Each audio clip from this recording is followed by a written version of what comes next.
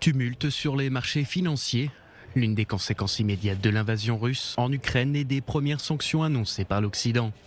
Si la journée de jeudi s'est soldée par un décrochage quasi général, un léger rebond était à noter ce vendredi, à l'ouverture à Paris, Francfort et Londres. Autre effet de l'invasion russe, l'envolée des prix des matières premières. Le baril a dépassé les $100, le cours du blé a atteint un niveau historique. Il faut dire que depuis 2018, la Russie est devenue le premier pays exportateur de blé.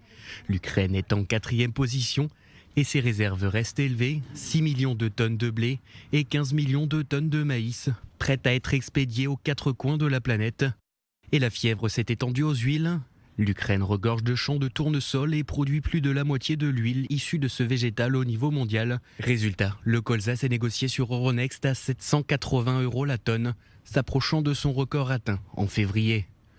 Autre exemple du poids stratégique de la Russie et de l'Ukraine dans le jeu économique mondial, voire des dépendances des Occidents, le gaz. Union européenne en tête qui importe 40% de son gaz à Moscou. Cette mainmise de la Russie se distribue de façon hétérogène sur le vieux continent, loin devant l'Autriche qui en dépend à 80%, suivi de l'Allemagne dont la moitié du gaz naturel provient du géant russe.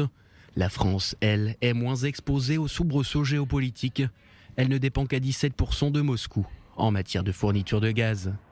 Et même asphyxiée par les sanctions économiques des États-Unis, du Royaume-Uni et de l'Union européenne, la Russie pourrait trouver une bouée de sauvetage au regard de son voisin chinois.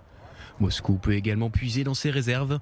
La dette publique du pays ne dépasse pas les 20% de son PIB, contre 120% pour la France et plus de 98% pour la zone euro. Si le front militaire se développe actuellement en Ukraine, la guerre économique, elle, est également lancée.